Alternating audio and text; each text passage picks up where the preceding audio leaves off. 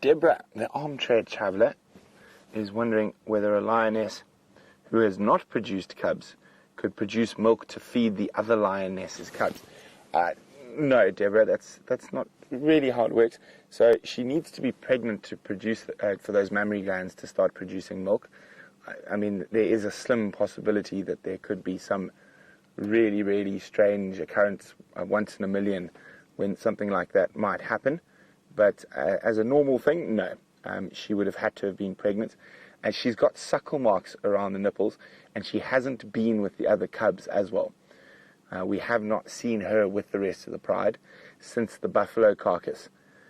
So I would say it's very unlikely.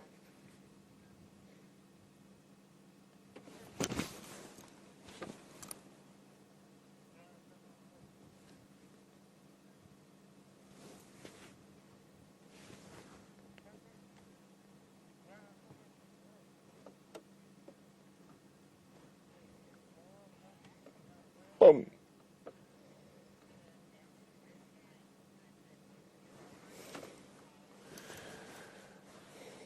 Now, Cara would like to know how many matings per an estrus cycle will occur. Now, Cara, I'm going to have to do maths to get anywhere near that. Let me just find a calculator quickly.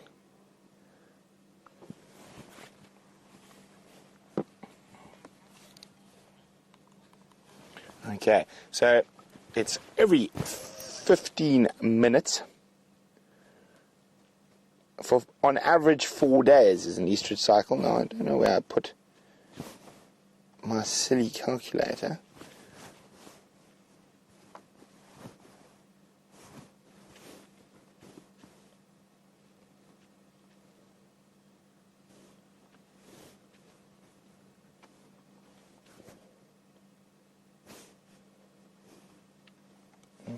Oh, there we go.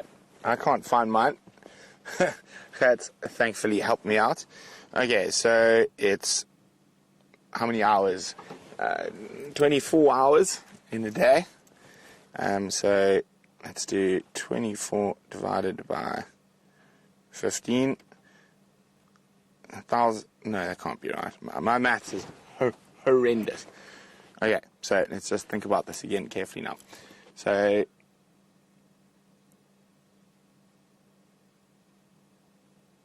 I'm trying to think how to work this out. You have any ideas there, Kat? No. Okay. So it's an average 4 days of estrus. So in 4 days, so 24 times 4 is 96 hours. Let's divide that by 60 to get the days. I mean, no, that doesn't work. It keeps coming.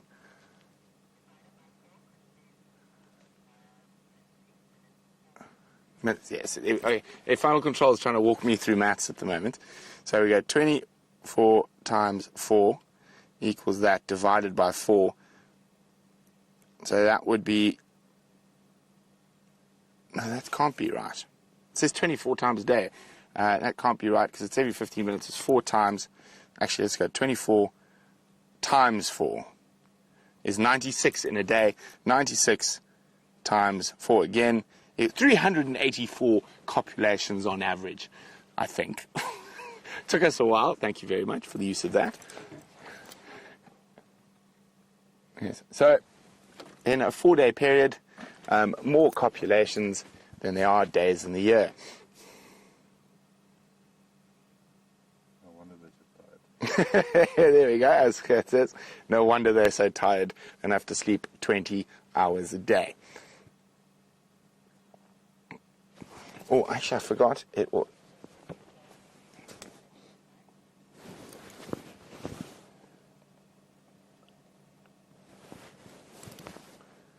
Now, the last mating was at 23 minutes past 4, which is almost exactly 15 minutes from when they mated as we arrived. So we are now 5 minutes, so 10 minutes to go. And now that we don't have to rush, we can try to get ourselves into a slightly closer position. And so when they're moving, that we have to move with them and try to get on the right side of the bush. to see the mating.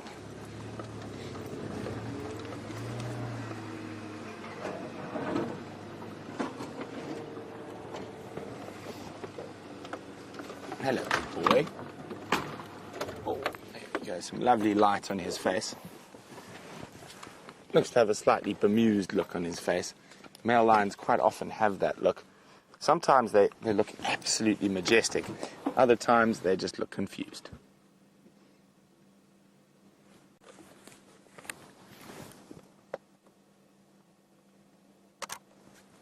So I hope you guys are getting some fantastic screenshots of this lion interaction. And if you are, share them. Hashtag Safari Live on Twitter or on any of the various Facebook pages that are run by the Safari Live fans, Juma Junkies, I think it's Safari Live Pics and Vids. Oh, there's lots of them. Remember to share them on those or on Twitter with the hashtag Safari Live. Or even on our Facebook page, which is Safari Live.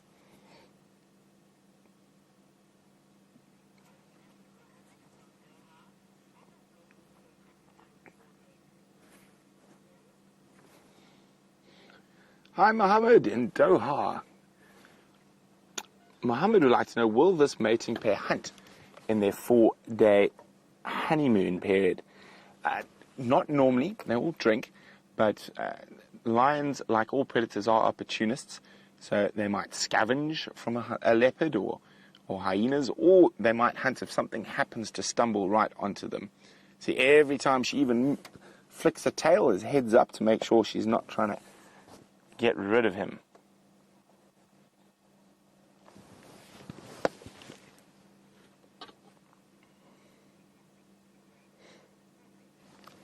Now, while we wait for the honeymoon to continue, let's go back to Jamie and those leopards.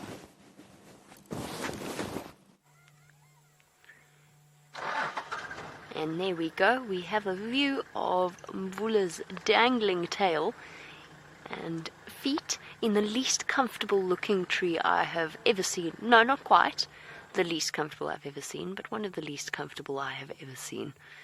It's a very sort of discomforting looking tamboti tree with lots of little branches. Leopards, of course, displaying that incredible gift for being able to make the least comfortable position look like the most comfortable position they have ever been in. Our Sindile has moved off from where we last saw him. He's no longer feeding down in the drainage line. He's walked a little bit away along, back towards where we first saw him. I don't know if you can see him, Dave. Not at all. I can't either. I'm not even entirely sure Aubrey's guests can at this point. You can see Aubrey at the other side of the drainage, and Will, his tracker. We're both struggling for a good position to enjoy this sighting from. Obviously, I can see where the tracks of the vehicles have gone up to the edge of the drainage line itself. However, that was in a very different scenario when Mvula was still feeding in the dip itself. And I think Brent is absolutely right when he says that you can't really, the animals don't read the textbooks, so they do whatever it is they want. I think the important thing to remember with leopards... I thought he was about to get up, sorry. I think that was just a fly that provoked that movement. Come on, boy, aren't you feeling hungry? You don't look very comfortable, that's for sure. It does confuse me as to why Mvula's chosen to be up there and not on a termite mound. But perhaps that's just his way. I don't know exactly what went on here. Because he keeps shifting. He's not sleeping properly. He keeps shifting in discomfort. But yes, it's important to remember that actually all animals, apart from male lions, but most animals are relatively non-confrontational. They want to avoid a fight. In fact, even male lions, they want to avoid a fight wherever possible.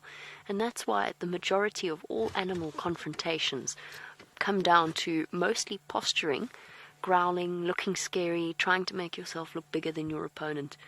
Because ultimately, none of the animals out here can afford to risk being injured in some way. And I think that is some of the reasoning behind the situation that we have here. And leopard fights are actually incredibly uncommon. Yes, you see videos every now and again of them really having a go at each other. They're very short-lived scraps, and usually the victor is decided incredibly quickly. It's only in those really rare occasions that leopards will actually fight to the death. Male lions is a different story. They often will fight to the point that the loser is killed. But leopards don't do that. We've seen it with... Oh, perfect. Thank you, Dave. Now the sun's behind Dave, so I'm much more comfortable in this position. You see it often with... We saw it with Karula and Shadow. Look, they're related, so that's a slightly different scenario. They growled at each other, postured at each other in that way. And Karula blew a spit bubble, and then they moved off. And that's the standard female confrontation. We've seen Tingana and the Anderson male confront each other, and again, growling next to each other, and not really much in the way of physical confrontation. So they'll avoid it wherever possible. Herbert did say, but unfortunately we don't have the opportunity just yet to have a really close look at Mvula. But Herbert did say that he had scratches along his face, along his back and his shoulders. I didn't see any on his face, certainly, but we haven't really had a chance to properly look at him. Herbert said they looked slightly older, so that may have come from the confrontation he had with Gijima a couple of days ago. Either way, Herbert said it definitely looked as though they had been leopard-inflicted, rather than the occasional hunting injury that we see. Just bear with me one moment as our beloved Mvula snoozes away in the tambuti tree. Orbs.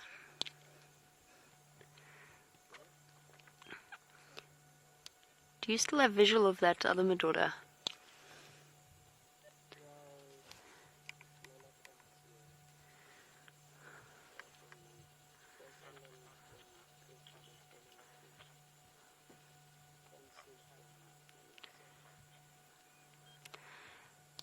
Okay, copy, perfect, thank you.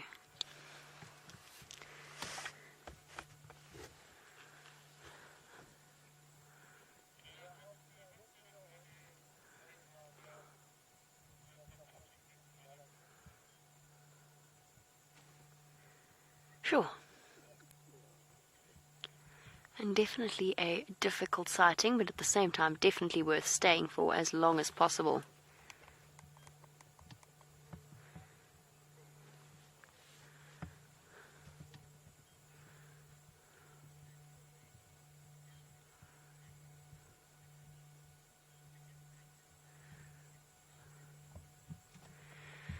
And James Dungan, you were wondering whether or not Sindile's time in captivity, perhaps he didn't develop as he might normally have in the wild, and perhaps he has reverted back to the behavior he would have displayed before he was taken into captivity.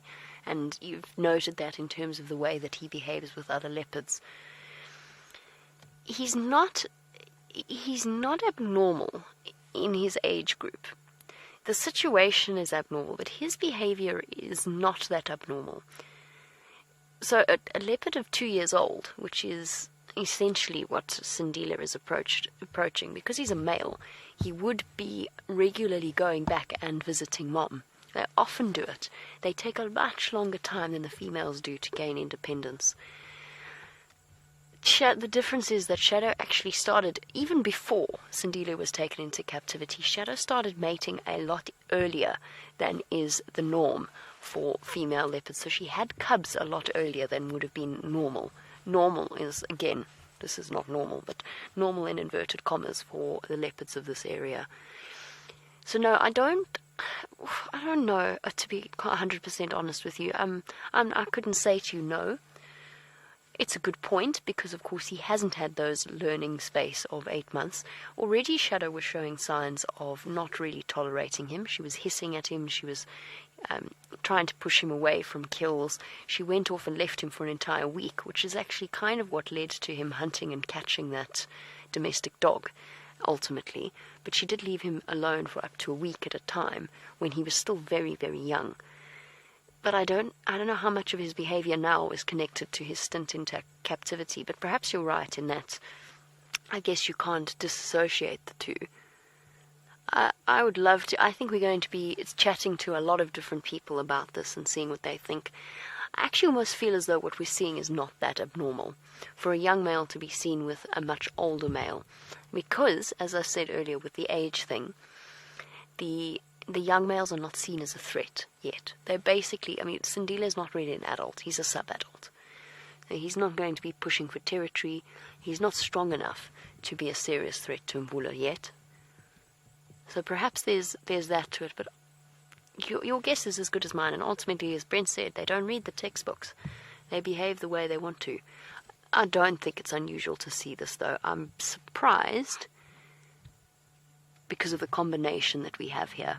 I would have been less surprised if it had been Tingana and Sindile, funnily enough. Because Tingana, whether or not he is in fact Sindile's father, Tingana, the male leopard that pushed Mvula out of his territory, he often spent time with Sindile before Sindile went into captivity.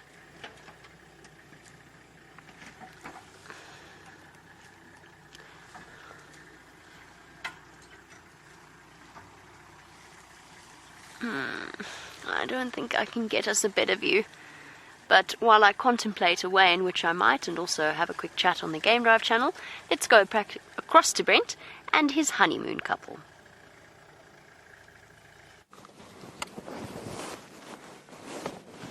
Oh, here we go. Almost 15 minutes on the dot again. And she's up. Are you going to walk behind us again? Except this time I was ready. And I'm just not going to move while they're very close to the car.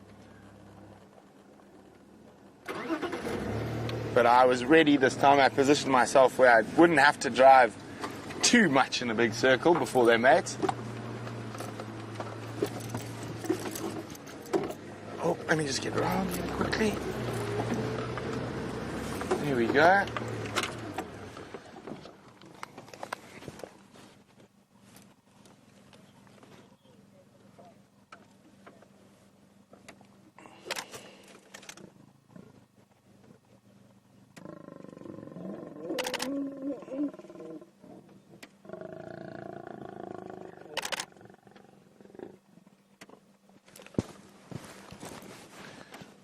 Much more sedate than it was this morning.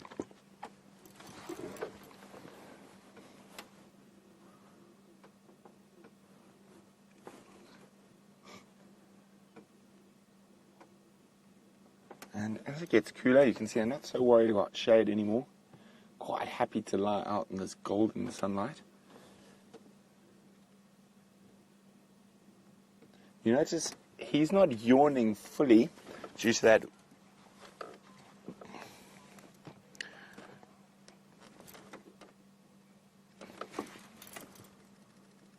Poof. Tired kitty. Now Douglas is wondering, if the Easter cycle is only 4 days, how soon after will the lioness mate with another male? Actually, during that 4 days, it's not uncommon for coalition members to fight it out and then get a bit tired and obviously a bit weaker than someone who's been eating, and then immediately lose his spot to the other male. So also with lion genetics, for example, those cubs we saw this morning, they could have 3 different coalition member fathers. So the lions could have easily have mated with her or during an estrus cycle and each fathered a cub. It's unlikely, it's probably 2 in 1 or even all 3 to 1 lion, but it is possible that they can have multiple fathers to a single litter. So wait, let's check the time again quickly before I forget. There we go, 42 minutes past. So we got another 15 minutes to wait until they probably copulate again.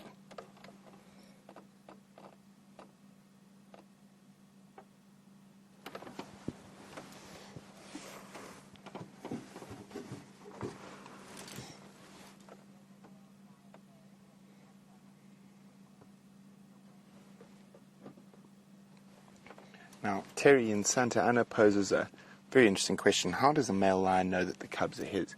Well, he doesn't, Terry. He'll know he has mated with that female, but in certain lion populations, up to 49% of the cubs born are born to nomadic males who sneak and mate around the edge. These are the males that don't compete too well in the sort of main pride dynamic. They're generally single males that haven't been able to find coalition mates. So they are... And they don't... They're just... The likelihood of them belonging to the dominant male coalition in the area is strong. But as I said, in certain areas, up to 49% of cubs are born to nomadic males who don't belong to a particular coalition. And they never hold territory throughout their life. They're just nomads, and they take mating opportunities whenever they can. And that's their strategy for passing on their genes.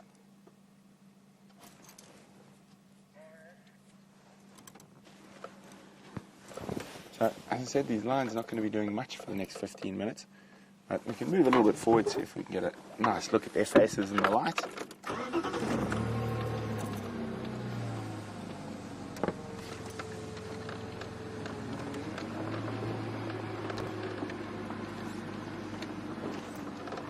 There we go. Hello, big boy. Oh, eyes are closed already.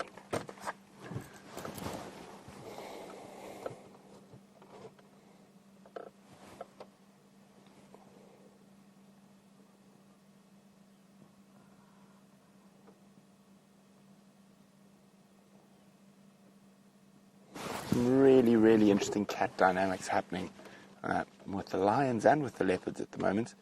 The lions less interesting than the leopards, or that leopard sighting you're having with Jamie this evening. But nevertheless, the lions are just so great to have cubs around and mating and having them spend more time on Juma at the moment, which is really fantastic for us.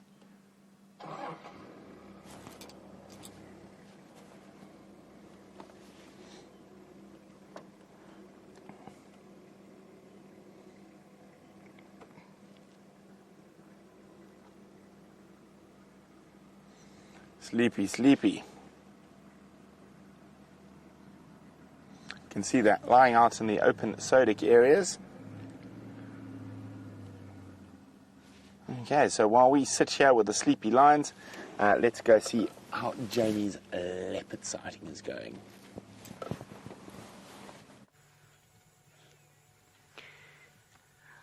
We have managed to reposition slightly to get a different view of Mvula, and from Brent's sleepy lions to our sleepy leopard, Mvula is still absolutely fast asleep. I'm speaking quite softly because we are relatively close to him, but as you can see, he is not bothered at all by our presence. He is completely ignoring us. Now, Ephraim is trying to call me, as is Tax, because they are both wanting to approach the sighting, so we will have to pull out at some point in order to make space for them. But I'm just going to wait for the 3 different conversations that are going on at the moment to finish off, and then hopefully I can respond to the person who tried to call me in the first place.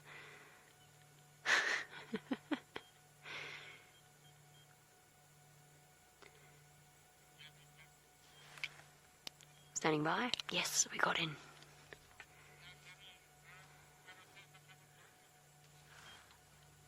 AFM Tax, you're more than welcome to. And if, just let me know when you are at the sighting and I will pull out. Tax, I think your best approach is still from the eastern bank where Aubrey came in. You'll have a view of the young Madroda.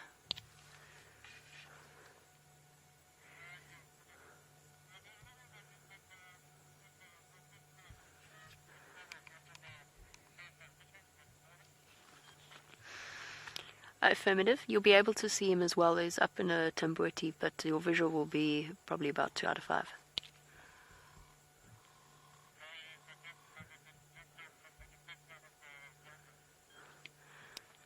Tax, I think come west, your clearest view is going to be the young Madroda in the Shkova, if he's still there.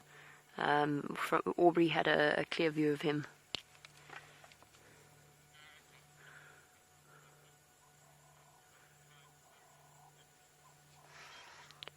Yeah, FM, if you've got no visual from that side, then I'll move out and you can take my spot.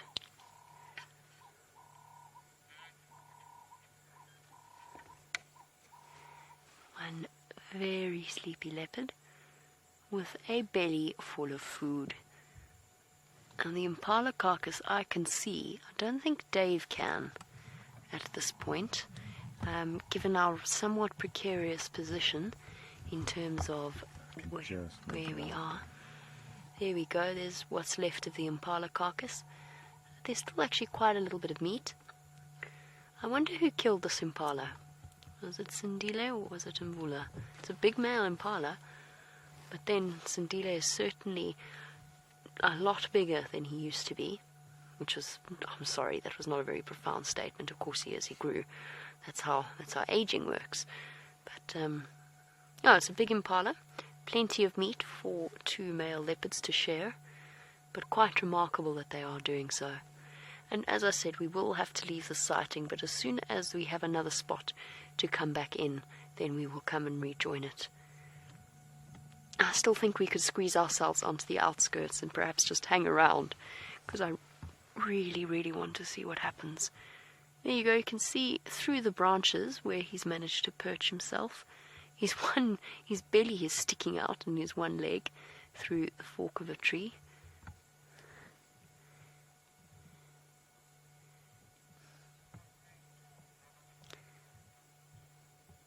It's a very interesting position to be in.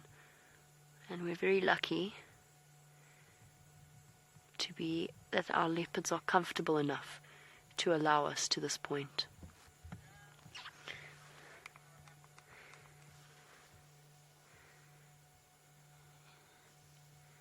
And we're just going to keep speaking very, very softly.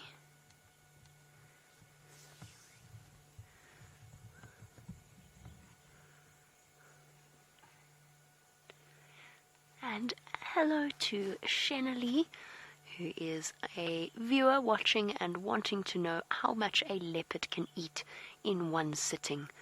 Well, Shenali, of course, it depends upon whether or not we're talking a male or a female.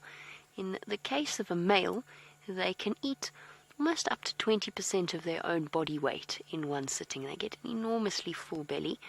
And what that means in terms of, let's try and put it into context, is that an adult impala for a leopard of Mvula's size, who is probably up to about, I'd say is about 70 odd kilograms, so he could eat roughly, what would that be? It would be 70 divided by 5, it would be about 14 kilograms of meat. An adult impala weighs roughly about 50 kilograms, about 100 or so pounds, and a male leopard would probably take about 2 to 3 days to finish that off. Just to give you an idea, I've seen Shadow, just to continue, not Shadow, sorry, Karula, just to continue that conversation. I've seen her eat an entire steenbok in one sitting, which is absolutely incredible, because a steenbok probably weighs, I would say, 15 odd kilograms, 32 odd pounds, maybe a little bit less, but she ate the entire thing from start to finish in one go.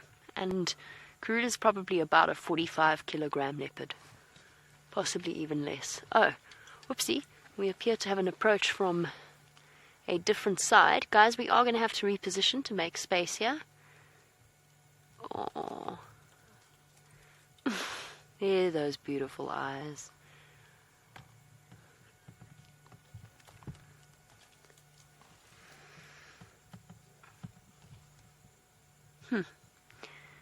Look at that. That is a truly outstanding view.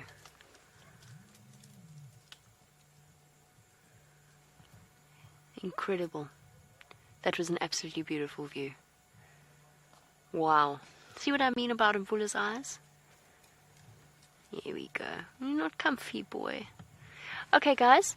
I'm going to reposition. While I do that, I'm going to send you across to Brent.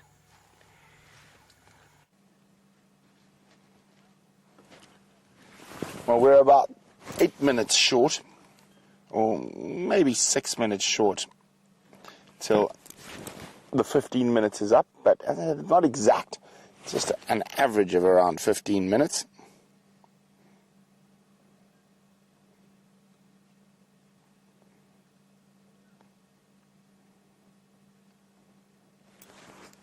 And in between these bouts of mating, as you can see, they are very, very relaxed. Not much going on. Well, we did have that boy get a massive fright from a Cape turtle dove this morning, which was very amusing. Well, it was for me anyway. A big male lion, king of the jungle, scared by a Cape turtle dove landing in a quarry bush above his head. I thought that was wonderful.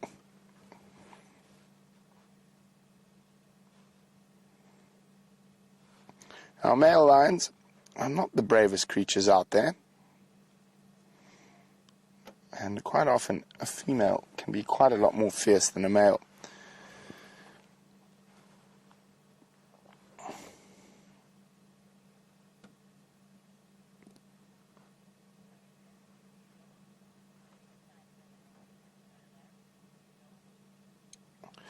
Doodles is wondering who decides when the mating is over. Well, Doodles, it'll be when the female's estrus cycle is finished, so she's not in heat anymore. She'll generally try and move away from the male. But it's her body clock that decides when the mating is over rather than anything else. Now, we've got this wonderful sighting all to ourselves again, so I'm going to reposition. Actually, they seem to be going that way when they mate, so I'm going to position in myself in a way that we should be around ahead of them this time. Before they do, send us in wide arcs again.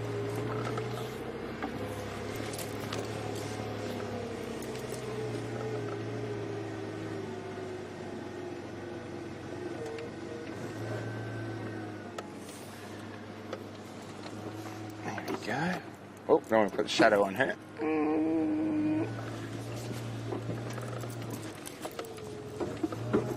Oh, no. Centimetre too far. There we go. Hi, Jane.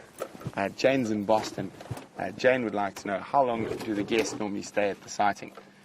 It just depends on vehicle pressure. Now, there's a lot of sightings around this evening. You must remember that they're only on one vehicle. You guys are on two, and sometimes two plus a bushwalk.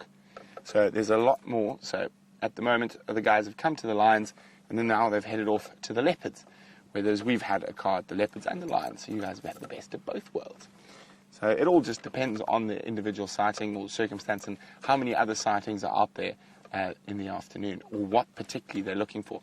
They might have not seen elephants, so they've seen lions lots but no elephants, so they're going to try and move around until they find an elephant. There you go.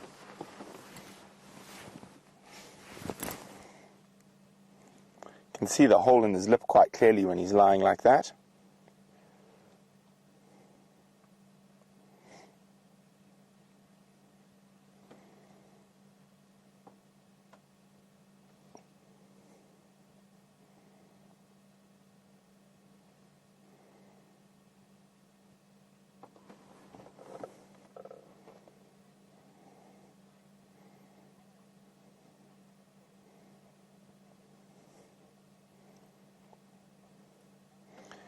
Hi, Richard in British Columbia.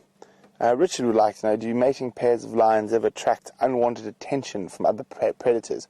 For example, hyenas. Definitely not. The only unwanted attention might be, from the male's point of view, is one of the other coalition members who might be more dominant than him. Now, hyenas, no hyena in its right mind would come anywhere near a male lion, especially not a male lion in its prime like this Birmingham boy. He would happily murder the hyena, and hyenas will often harass lionesses on a kill, but add a big adult male lion to the scenario, and the hyenas will, unless that male lion's in really bad shape, the hyenas will stay very far away.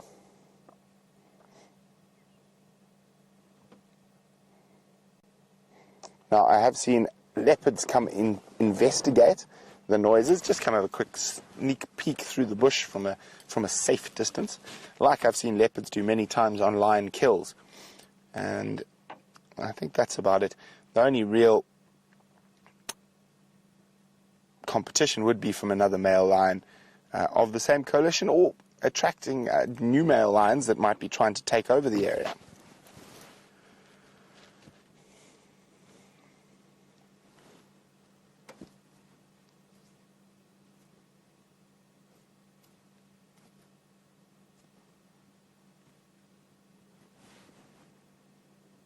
Oh, she's on the move.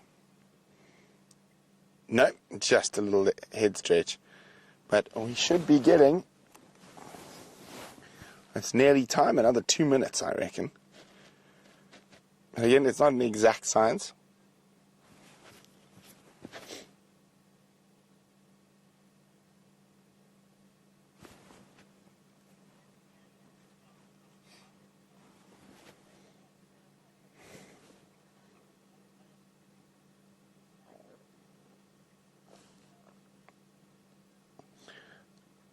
Hi, Marion from Arkansas. Marion would like to know, does the Panthera project only collect DNA from leopards, or do they do lions? Marion, to honestly say, the Panthera project is so huge and has so many different scientific endeavors going on through the big cats of the world. To say they might not collect DNA from these lions, but I'm pretty sure they collect DNA from Omo Valley lions in Ethiopia. So there's different scientific projects that are ongoing all over the place. The leopard scat, which is tied in with a church that wears leopard skin in South Africa at the moment. That DNA project is currently specifically to see where the skins are coming from. So they're not only collecting leopard DNA in the Sabi Sands, but they're collecting DNA throughout Africa. And, of course, I know a lot of you would love to get a hold of the paternal facts about who's the father of what leopards, but you understand that is not Panthera's main aim. Their main aim is to find out where these leopards are coming from, what areas are being poached the worst for leopards, and to see exactly how they can try to combat this. Now, I think, for example, out of the skins tested from the Shengi Church, I think out of 1,000 leopard skins tested, and there were 9, no, I can't remember, but between 10 and 20 skins that had DNA markers that were related to leopards from the Sabi Sands. Oh, here we go. Is it time?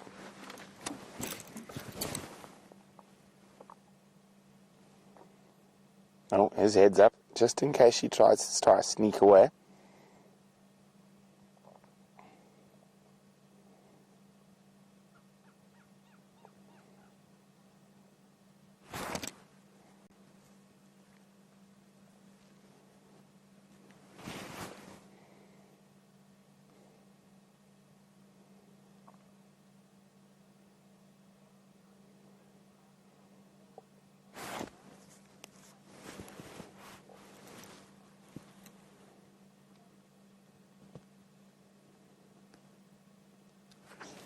Oh, you guys are late.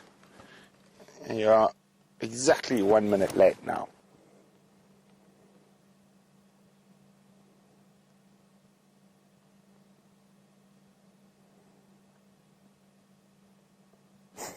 She's dozing quite nicely in the sun. Oh, here comes a big yawn. Oh, beautiful light on her. I hope you guys are getting some fantastic screenshots. Oh, there we go. All she has to do is look in his direction.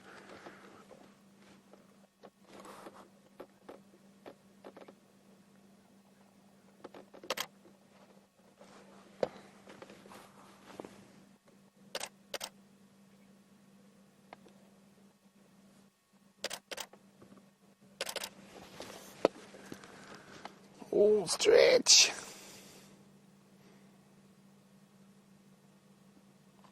And here we go, we're on the move.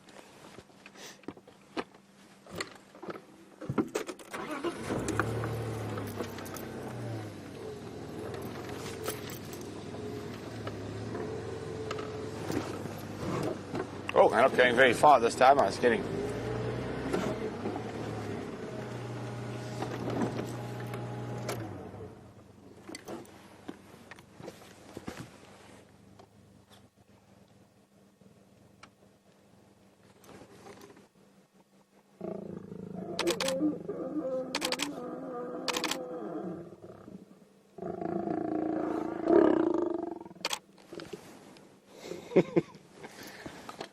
Now, compare that to the aggression we had this morning.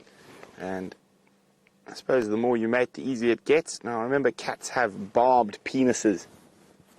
So every time he dismounts, it does hurt. And, of course, it hurts more in the beginning. Lovely backlight on that male there.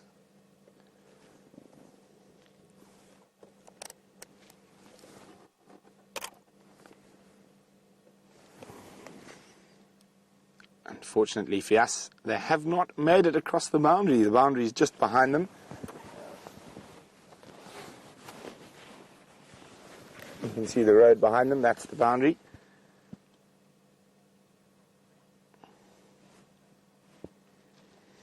Okay, well, they're going to go down. It is 4 minutes past 5. So at 20 past, hopefully they'll be at it again. While we reposition, let's jump back on board with Jamie for an update.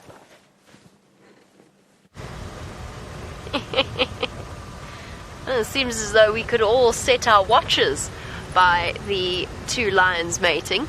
Now, guys, we have left the sighting of Sindile and Mvula. The reason being that there are other vehicles coming in to have a look, and as you may have been able to guess, it's not the easiest place to get into and out of, which means that we gave up our spots so that the other guests could enjoy that fantastic moment with the two male leopards. We're moving on now.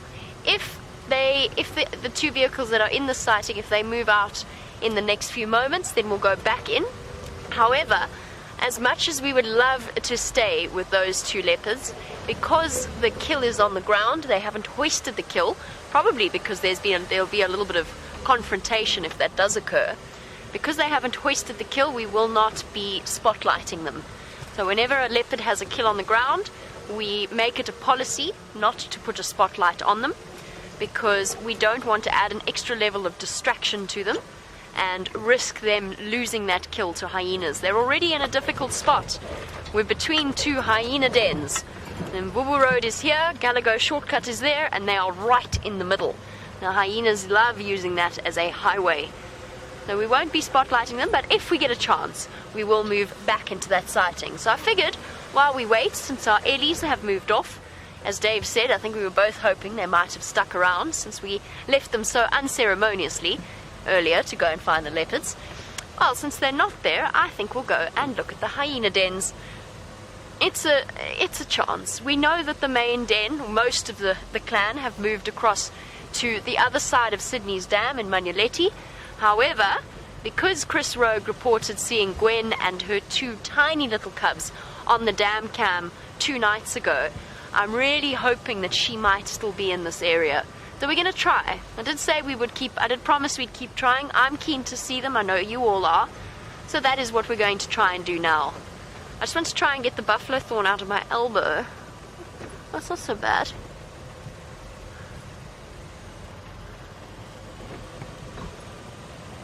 Aha, now an interesting suggestion from Brent. He was wondering if perhaps we didn't want to go to the other lions. I actually thought he was going to go to the other lions. But if he's not, well, that certainly changes things, because then I think perhaps we should race across there. But, again, cubs. We can't spotlight them. Okay, I see. Brent is currently keeping a schedule with the mating lions, or the mating lions are keeping a schedule for Brent. Okay, yes, let's do that. We're going to have to race the sun, though. Okay. We're here. We're right here. Let's do a quick check of the hyena den. Just a quick one. Just a quick peekaboo. To see if they're here. If they're not, then we'll race across the lines and hopefully get there before the sun starts going down. Now, what we're hoping with that lion sighting, though, is he's absolutely right. The females will be hunting.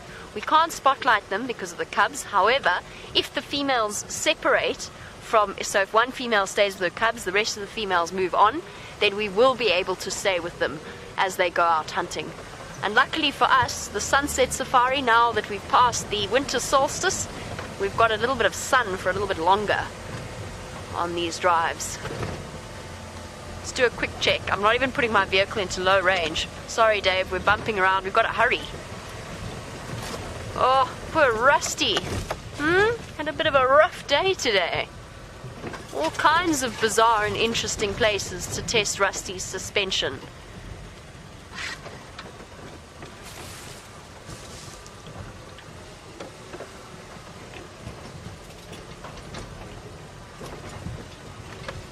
Oh, we are going to run out of light.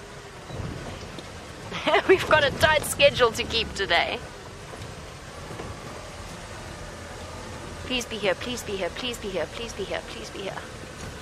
Ah, she's not here. Sorry, we tried once again, but it looks completely silent and it's just got that deserted feel to it. Nope, no hyenas. Okay, to the lions. Rusty smells like petrol. Why does Rusty smell like petrol? Whew. Particularly pungent today.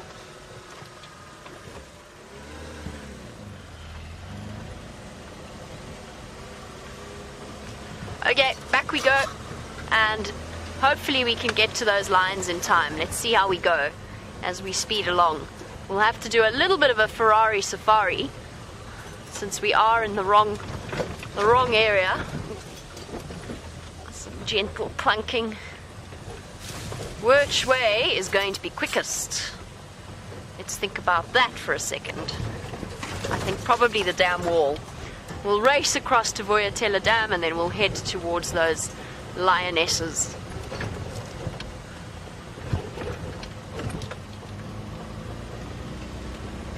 Too many options. We're so spoiled for choice. Choosing where to go is so incredibly difficult. Because if we go to these lions, well, we probably wouldn't have been able to go back to the leopards anyway. So, difficult decisions. And we're definitely not complaining about having too many sightings to choose between. Okay. We're far away still. We've got to race around towards the dam. Rusty's sending all of her plant material back into our faces.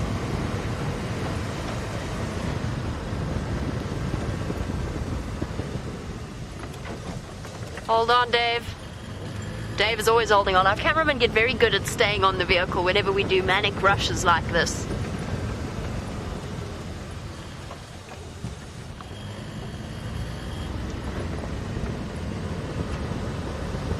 So while we race back through to the rest of the Nkuhuma Pride, let us head back across to Brent's mating lions. They must be due relatively soon.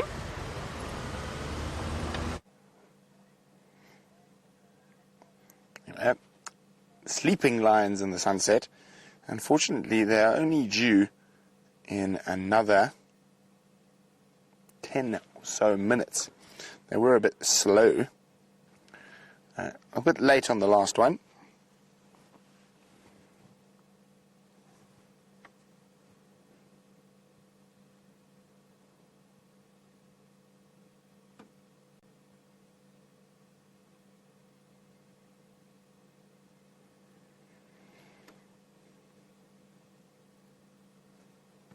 Very, very peaceful sitting here with the lions as the sun sinks below the western horizon. Very, very little noise out there at the moment.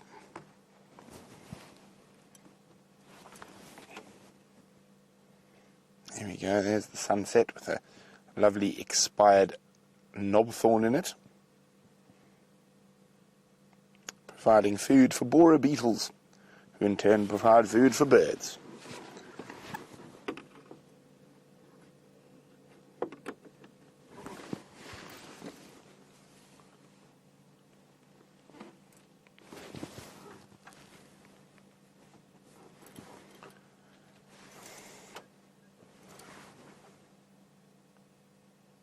Trying to listen to see if we can hear anything else. I can hear some insects.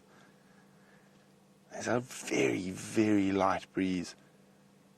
Other than that, it's an incredibly still winter's evening.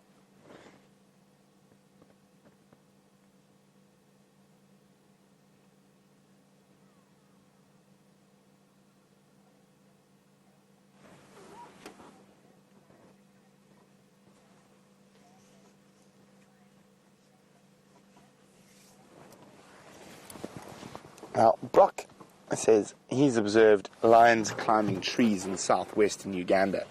Have we ever seen this behavior displayed with the lions here? I've never seen the Nkuhumas climb trees. There's a pride down to the south called the Sparta Pride or the Ifield Pride. I've seen them climb trees many times. And I've seen lots of different lions throughout Africa climb trees.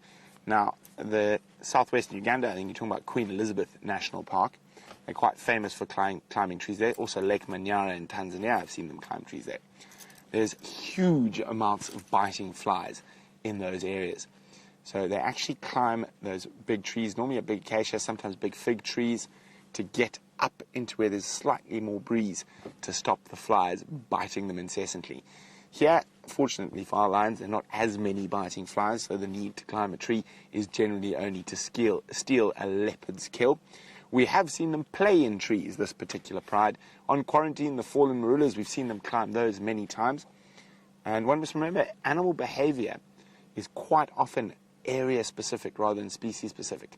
So the lions here might behave in certain ways quite differently from the lions in other places. I thought I heard something down here at Sydney's waterhole. Let's just have a quick look while the lions are sleeping.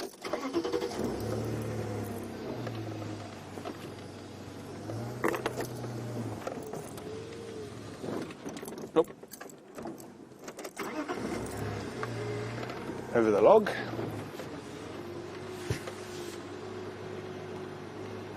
And there have been a lot of zebras coming down to drink through the day, coming down from the Manyeleti where there's very little water at the moment.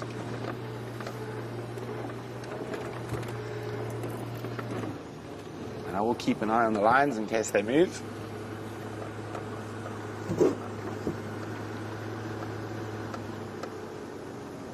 I thought I heard the pounding of hooves. I thought there might be a surprise for us here. But whatever's hooves were pounding, they've disappeared. I think it could be zebras again, so let's go back to the lions.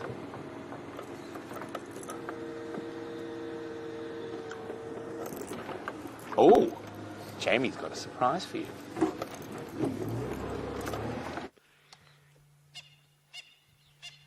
Well, it doesn't really get better than this.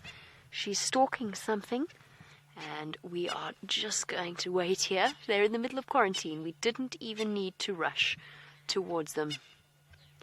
Here comes Amber Eyes right in front of us, and the little cubs are also around as well.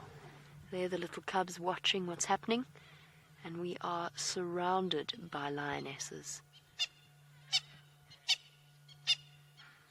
Oh, they have been spotted. The Nyala have seen them, and the Impala have seen them.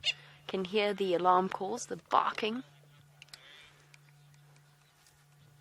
Sorry, girls. Didn't happen yet. You've been seen. Oh, they'd actually been spotted before that.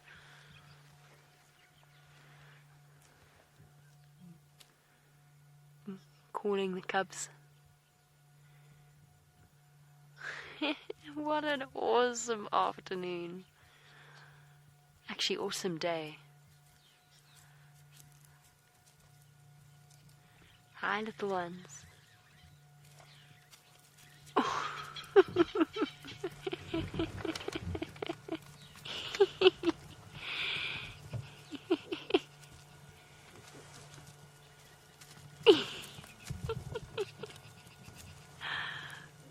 Oh, my word.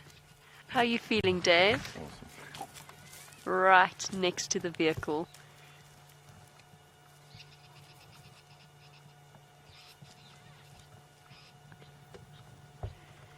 This is so cool. The station's in Nkuhuma's now mobile, east along quarantine towards Woyatela Dam. Oh, look at them go! Scampering after Mom. Run, little one, run! Game time. Shame. Poor Dave is now completely basically sitting off his seat. Let's reposition so that life's a little bit easier for him. What a lovely surprise. They had actually been spotted by a whole group of Inyala there that were alarm calling as we came through onto quarantine clearings. We've got the moon rising, we've got cubs playing. It's so beautiful, with lions in the sunset. Oh, what a time to be in the bush.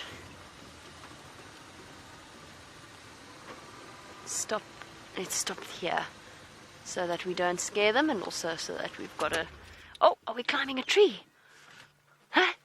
Just like Brent was talking about, playing in trees. We almost had a cub trying to climb one.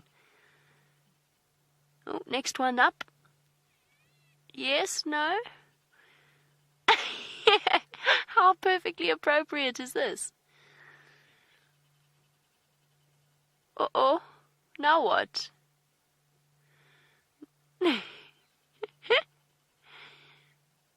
This cub's gonna fall out of this tree.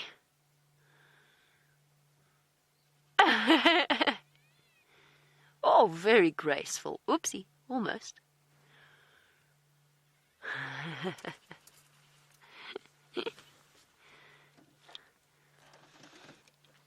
Shame.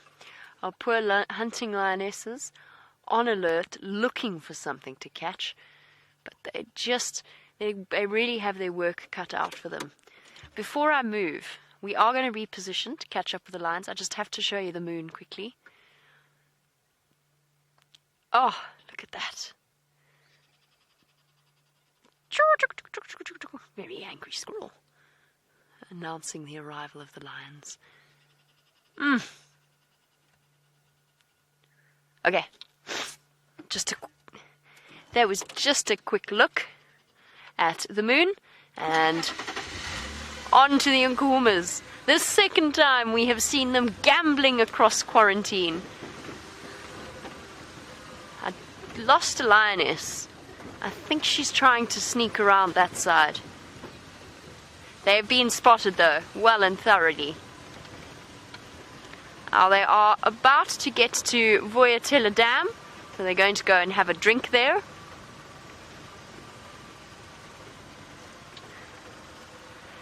I think they've left Mom and a babysitter with these cubs, and the other two lionesses have gone hunting. I've lost them completely. Oh, they're already at the dam. Oh, look at this little one stalk behind the bush. Oh, no, changed my mind. Mommy says go this way.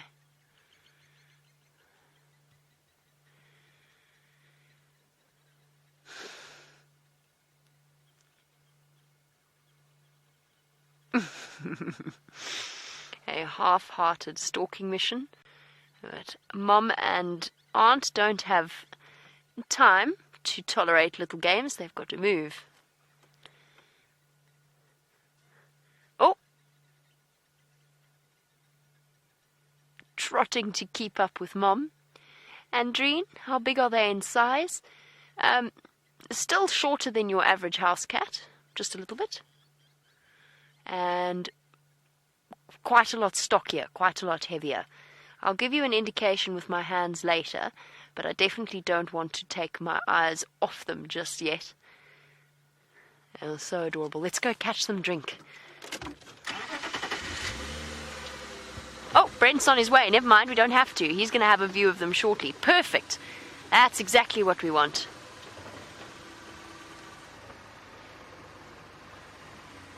Shame. And this Amber Eyes is hungry. She's been trying to hunt all day, and with the little cubs, they've just messed things up a little bit.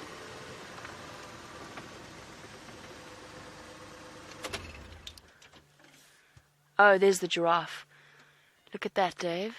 Oh, there's no way, surely not. 4 lionesses are going to take on a giraffe. She's thinking about it, though. There's the giraffe. It's an old bull. And there goes the lioness. She's stalking it. Is she going to think about chasing it, or without a male to help them out? I'm not 100% sure that is going to be her plan. She's following, though. That's also the way that the Nyala and the Impala ran after their alarm called.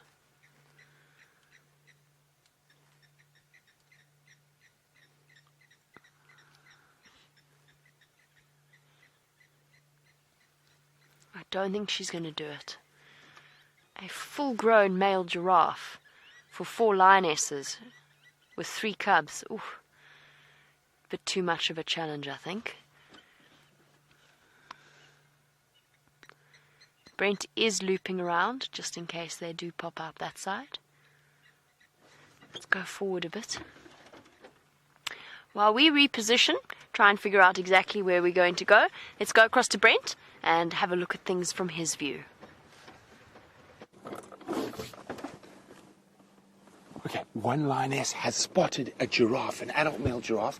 I can't see whether the other lionesses know they're not joining her, but she might chase it anyway.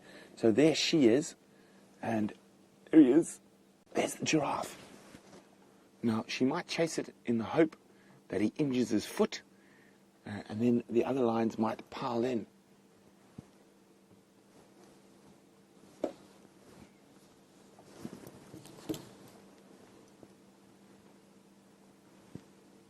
So Jamie's going to stick with the others going for a drink. We're going to stick with the one very, very hopeful lioness stalking a massive male giraffe by herself.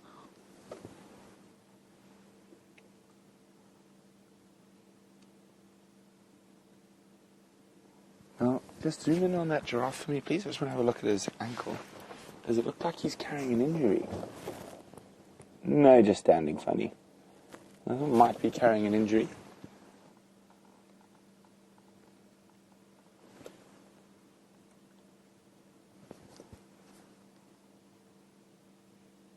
Now, the Nkumas have caught giraffe before, an adult male giraffe before. I'm just going to move so we can see both of them again.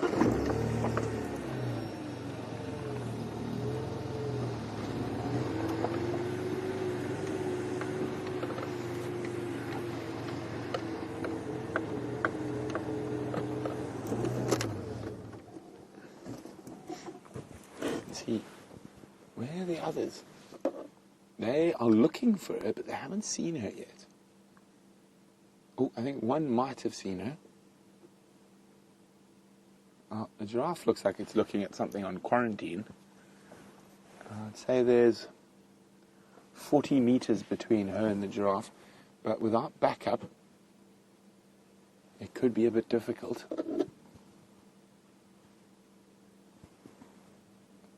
Trying to see if the other lions are going to come up here. They might. I think they've spotted her now.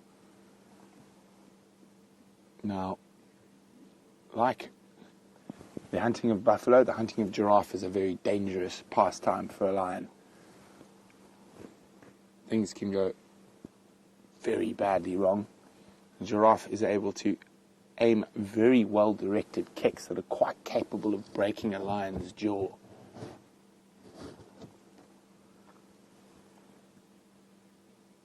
Oh, there's some other.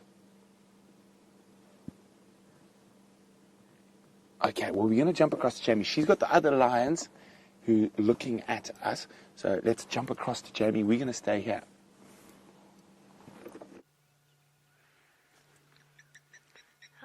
While the mother keeps the cubs occupied as they drink at the outlet to the pipe, the other mother, the other young lioness, has spotted what is happening here, as Brent said, and she's looking with fierce concentration.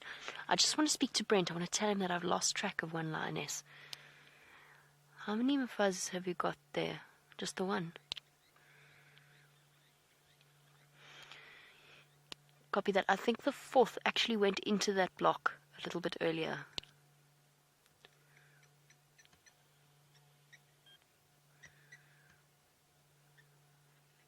Over to Brent. The lioness is chasing. Look, she's chasing the giraffe. She's right on its heels. Now, there's another lioness in the block I didn't know about. Let's catch up, see what's going on. Look at this dust from that giraffe running away from that lioness. Now, again, even with 2 lionesses, it was very hopeful. But they are hoping the giraffe maybe injures itself. I can just see the giraffe still going. And the lioness is here, in front of my house. Hello, you. That was very ambitious. but worth a try. Now, here's a perfect example of an opportunistic hunt.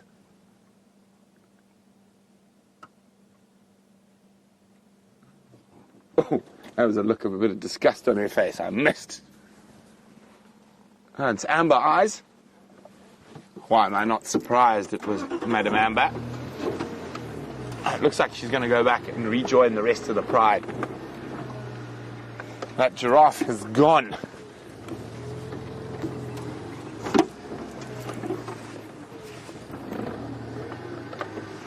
So there's always a possibility that giraffe could have stood in a hole, tripped over a log. So without males and without cornering them in a drainage line. So where I used to work not far from here in the Kruger, they used to chase the giraffe up against the Lobombo Mountains while they were trying to climb. They used to fall down and the pride would jump onto them.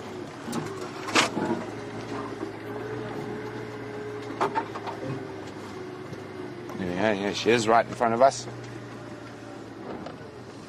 Good old Amber Eyes, leading the charge. Now, our plan, both Jamie and my plan, was always to return to the Inkahumas before dark. And because they were hunting quite late into the morning, so we knew there was a good chance they were going to hunt now. And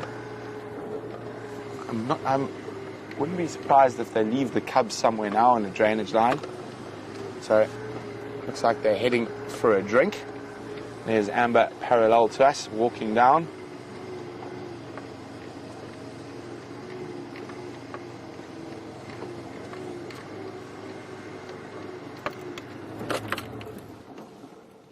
I think she's going to rejoin the pride.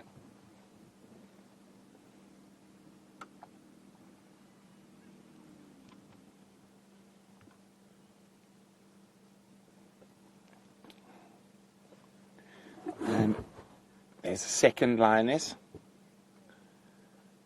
If we come out a little bit. Now, there was a second lioness. There were actually two lionesses a little bit to the left involved in that, there we go, in the giraffe hunt. So she wasn't by herself. There were two of them. But unfortunately, the giraffe didn't run towards the second lioness.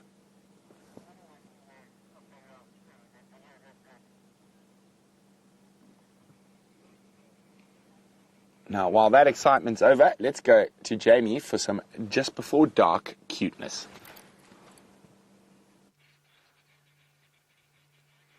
Our last few moments with the lion cubs before we have to leave them as it gets dark. And they are having an absolutely marvellous time. Chasing each other around the dam wall and just really, truly enjoying themselves. Oh, go back to the right, Dave. That little one's going to stalk. Little one on the right there. Yeah, we're into stalk mode. The other mother... Oh, okay. Sorry, Dave. So much for that. The other mother's on her way back to the cubs, I think. Oh, no, there we go. Belly crawl. And... sneaking up. There we go. It's going, launching the attack. Oh, but they've run so much further ahead. Catch, Mom. Take her down. Those instincts that will continue for the rest of their lives and make them the predators that their mom and their aunts are. Oh, grab her. Grab her. Mom just sort of walks along with a rather harried look upon her face.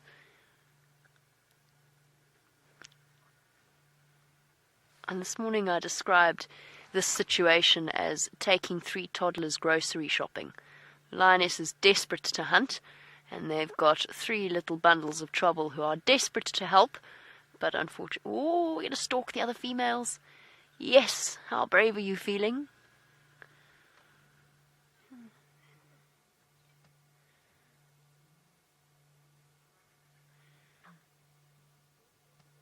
Just listen to the sounds. They are making sounds.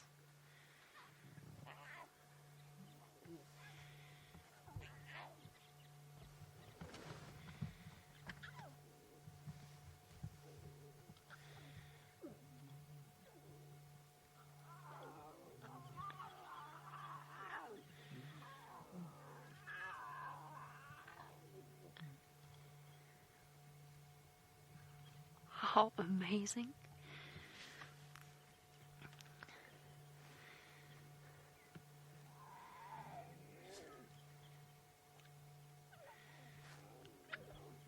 Oh, you big fierce predator.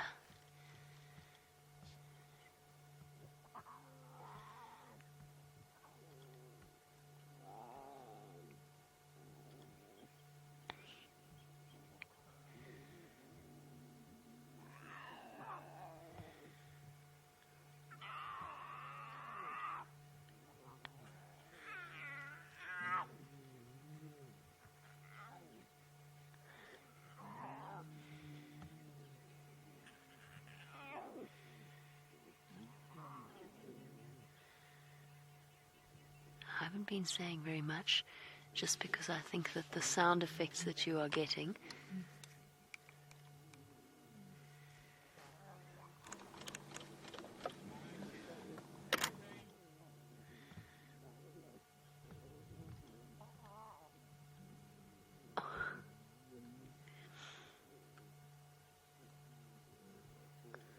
your family's beautiful, girl.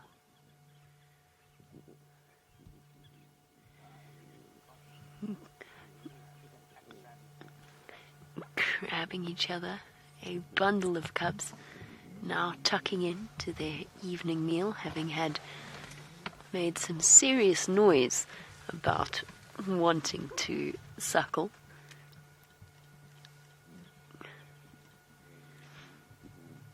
Oh, Mom's had it. She's had enough.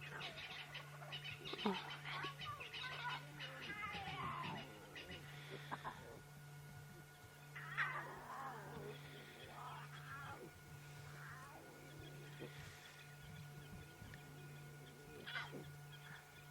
I don't really want you to miss a moment of these sounds. I'm just staying quiet.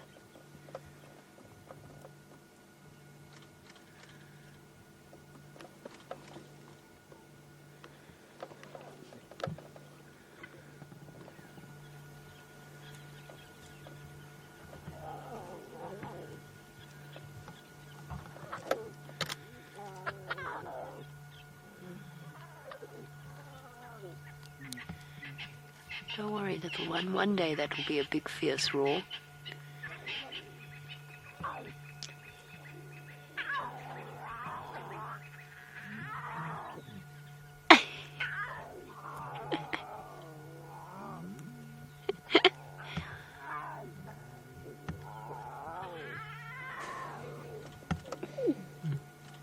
She's talking to them.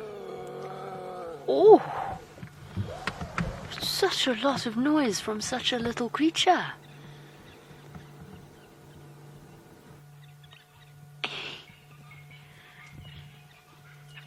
Practicing their adult roars. Pretending they're big and scary like Mom.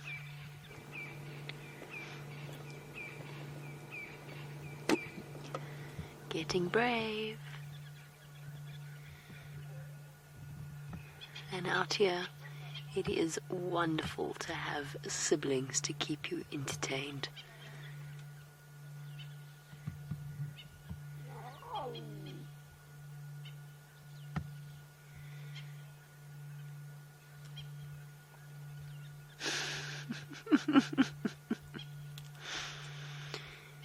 Oh, found more elephant dung. We know how they love elephant dung. The first time we ever saw these cubs, they walked around with a pile of elephant dung in their mouths.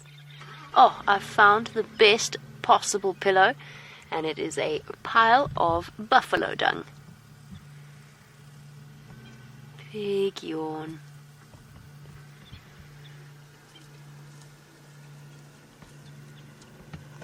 And those bonds, especially between females, will last for the rest of their lives.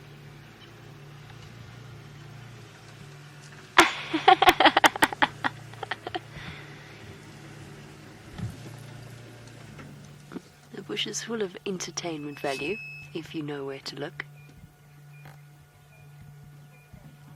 Yum! A little bit of elephant dung. Can you believe you're watching this live in the African bush? I can barely believe I'm seeing it.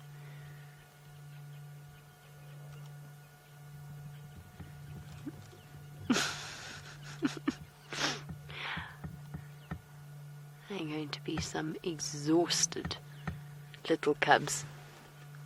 I hear you are all taking some incredible screen grabs. Thank you so much.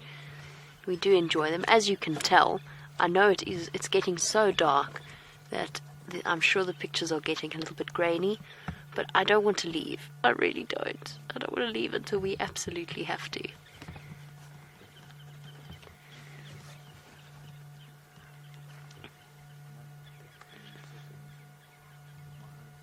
I can hear the Nyala alarm calling off in the distance at the other female. She's gone back to feed her cubs. Here's Mom, watchful, keeping her watchful gaze on the surroundings. And I'm the king of the castle. Everything the light touches is my kingdom. Sort of.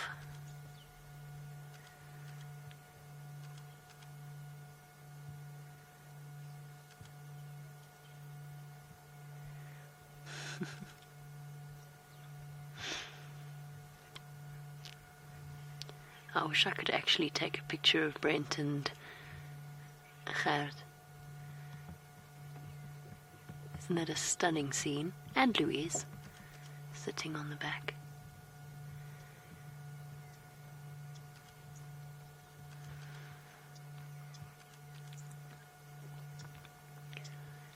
An extraordinary family scene. And have a look at things from Brent's perspective. I think the two of us just feeling thoroughly spoiled at these moments that we get to share with some very special animals.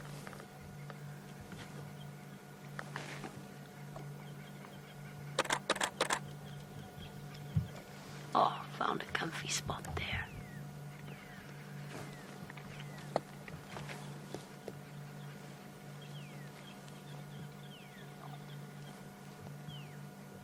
Aren't we lucky, everybody, that we get to share in these moments?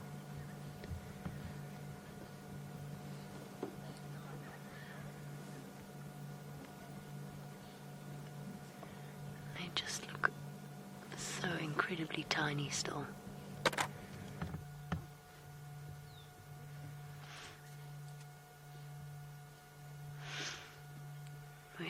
Even climbing over Mom is a little bit of a mountain to be surmounted.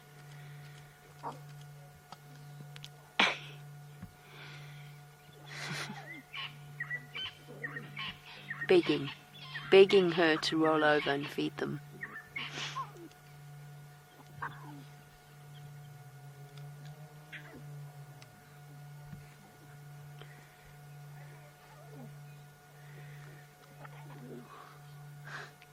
Now, it's not just us enjoying the sighting. Let's go across to Brent and find out how he feels about this extraordinary moment we're witnessing. Isn't this just the most adorable thing? Now I'm going to ask Gert to pull out and look at this. So we're going to go up, I want bottom of the frame here, if possible, please, where my hand is. And then up and out so we can see the moon, the lions, and Jamie. Look at that. Isn't that spectacular? So there we go. The moon, nearly full moon tomorrow, and the lions and Jamie. So we're going to leave Jamie here. Now, her camera has got much better nighttime capabilities than ours, so she doesn't have to turn on any lights. So I'm going to leave her with the lions, and I'm going to go scuttle about and see what other creatures we can find here on Djuma. But wow, what an evening it's been so far. And the lion's on the move, it looks like. So let's go back to Jamie, who can follow them with that camera.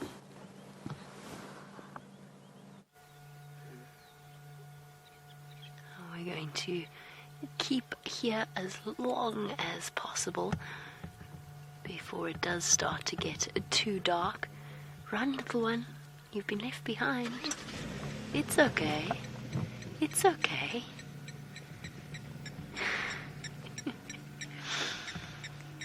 Oh, like little children, they seem to have a sort of inexhaustible supply of energy.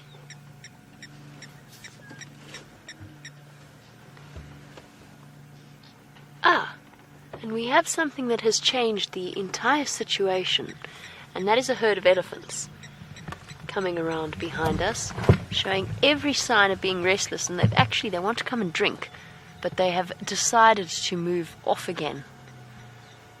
They're moving back into the bush where they came from, obviously not comfortable enough around these lions.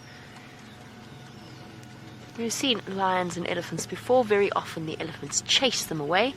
Come guys, before we lose this opportunity, I know our Ellies are there, but the cubs are going to go onto the dam wall itself, and they're beautifully illuminated by the dam cam light itself.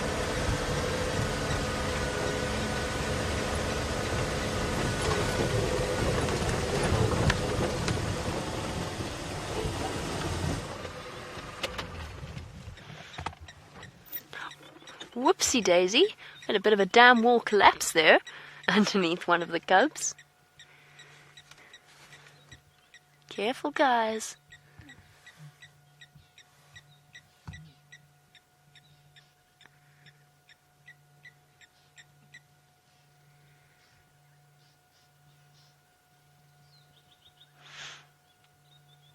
Our beautiful, resilient Kuhuma pride. And their 3 relatively brand new additions.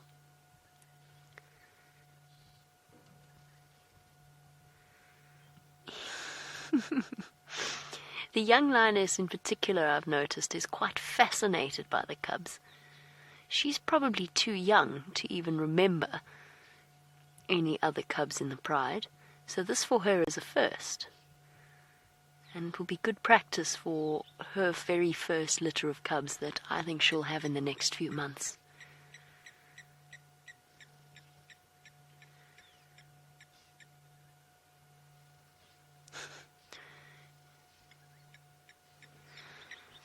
Little cubs clambering over the dam wall. Even now, trying to catch Mom by the ankles.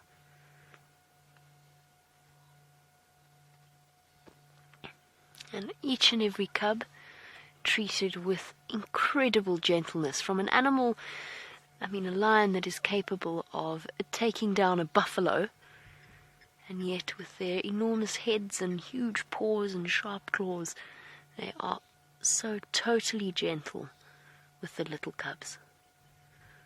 And just like that, guys, I think our sighting is reaching its end. I'm not sure that we're going to be able to stretch things. Do you think we can go a little bit longer, Dave, or are we sort of out of light? Try a little bit longer. If they start moving into the drainage line, then we will leave them at peace to move off towards the lodge. Oh, hold on. Elephants.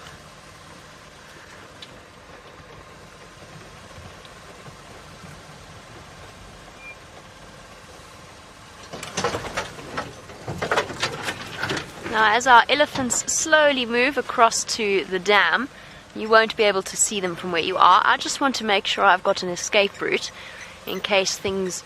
I do actually, except it's straight into another elephant. I did have an escape route. It's straight into another elephant. Off in the darkness. Our Tim Silver, while we look at our little lions hidden away on the other side of the dam wall. Oh, it's very dark, isn't it? Actually, the cubs are watching the elephant approach. We're going to pull out. Okay, we're going to pull out of this sighting now. We're going to leave them to respond to the elephants themselves. The elephants haven't realized that they're on the other side of the dam wall. We don't need to add an extra level of obstruction here in the dark when I can't see what's happening, so we'll leave them. And what a marvellous afternoon.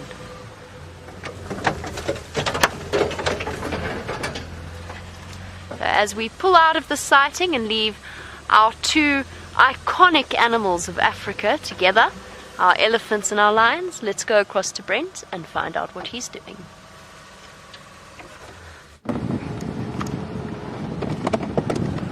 Well, what I've been up to is trying to get my spotlight out of the knot. There we go. Oh. Sorry. There we go. Sorry, Impalalas. I'm out on the quarantine clearings hoping for a white-tailed mongoose, is what I'm hoping for. And then I'm going to go to one of my little bush baby hot spots and see if there's a bush baby there. Ah, there we go. That's better. Now I've got some free reign with my spotlight. Oh, what an incredible day it's been. 11 cats in total seen between the sunrise and sunrise and sunset safaris. 2 different leopards. No, is it 11? Is it 11? We've seen 5 Nkuhumas, 3 cubs, 1 Birmingham, Mvula, and Sindile. Am I missing one? Ah, and a Birmingham. 11. Incredible day. We have been spoilt with the cats over the last while, and let us hope it continues. And those Ellies right at the end there, I saw them as I was leaving.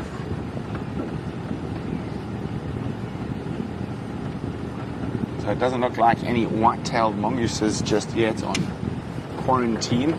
They might be still at their burrow, getting ready for an evening of foraging. I was convinced there was one in front of my house last night, as the little lapwings were going bananas, but not the alarm call that they give to something like a lion or a leopard as they walk across the clearing, but it's incessant. Give it. So it's probably a genet, or I think a white-tailed mongoose, just based on the area. Genets don't really like to come out of the thickets too much. Oh, sorry, Andrew's just calling me on the radio.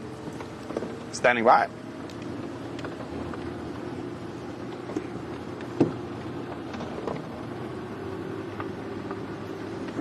So Andrew's wondering about that.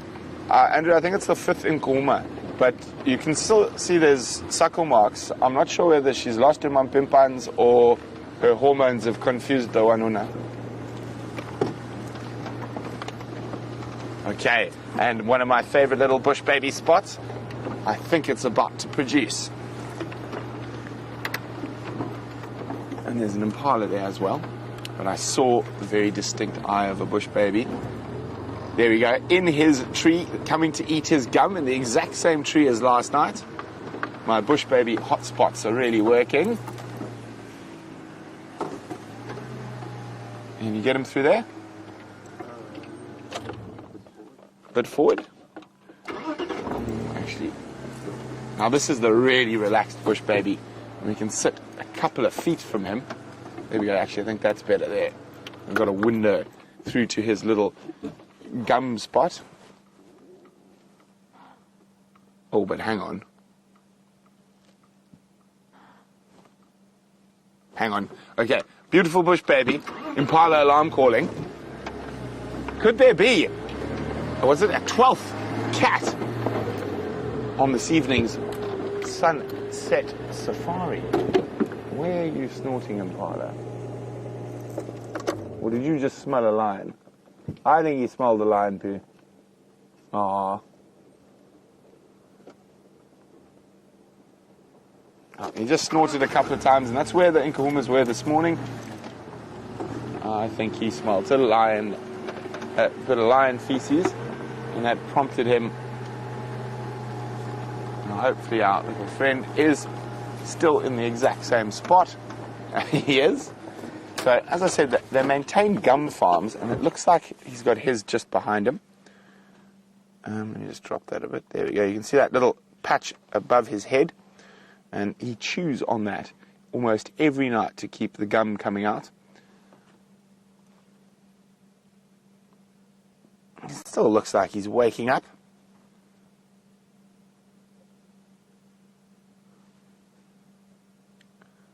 So this guy's so relaxed. I'm just trying to figure a way. I think I've got a way to get a little closer. So I'm going to move the vehicle quickly so we can get an even closer view of him. And we don't have the power zoom camera today, but with a bit of creative driving, we can make it like a super zoom.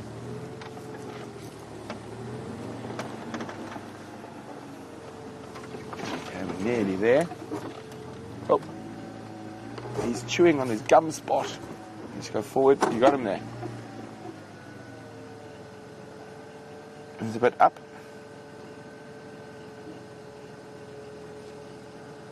Oh, he's just above. Okay, we're going to have to move around. He's chewing on his little gum spot. So he's not just perched in the middle there. Let's see if we get a view from this side. There he is. So, here you go. Hello, little one.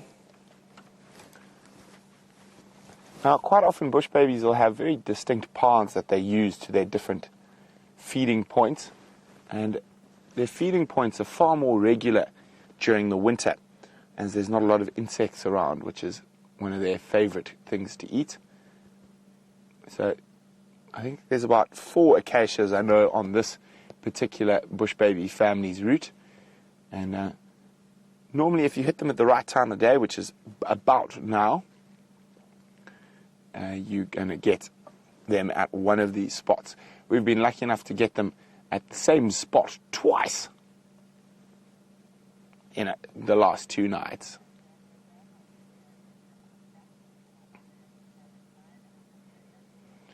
Okay, well, we're going to sit here and watch our little primate friend. Let's go see what Jamie's got.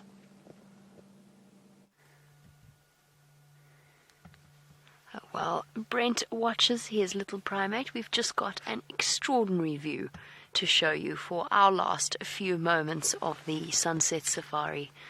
And what a spectacular sunset it is, complete with, if you're keen-eyed, Venus on the horizon. The end of a well and truly spectacular day, and it is time for Dave and myself to say a fond farewell to all of you. It's been absolutely wonderful having you around. Thank you for joining us. Thank you to Dave for his wonderful camera work, as always, as well as to the lovely ladies Rebecca and I think it's Chelsea in final control. Most importantly, thank you to all of you. I don't want to keep you away from Brent's Bush Baby for too long. I will catch up with you tomorrow on the Sunrise Safari. Bye-bye, everybody. Have a wonderful day.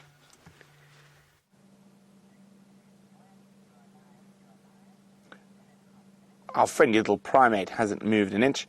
So from Gert, myself, and of course some of you very, very, very perceptive people out there noticed we had an extra shadow.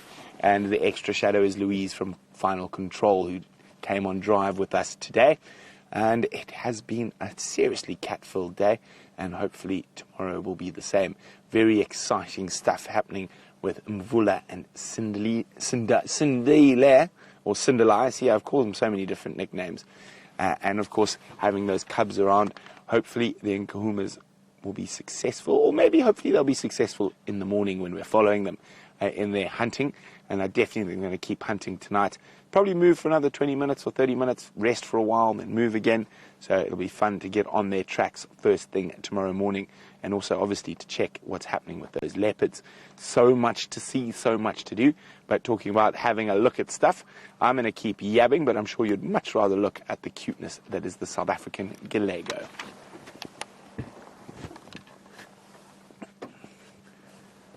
Of course, we will be looking for all sorts of creatures, not only lions and leopards, elephants and zebras, giraffes and kudu, all the wonderful creatures, large and small. Now you can see how big his ear is there, all to listen for insects. Now Tasha would like to know, is this little bush baby fully grown? It is indeed, Tasha. That is an adult. Oh, there's another one coming. Just into that tree there. Oh, there's 3 coming. Oh, could we have a bush baby war? Oh, there they are. Now there's jumping all around. Let me move back. This is definitely the same. Oh no. It looks like they're taking turns on the feeding. So one's left, the next one's come. And it'll be from the same family group normally. You got them through there.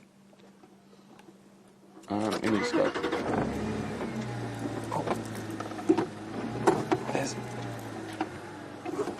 Oh, we've got 20 seconds. Let's see what we can see. Creative driving. No. The bush babies are leaping about. So hopefully we'll have a better chance tomorrow's sunset safari. See you soon. In a few hours in the morning. Bye.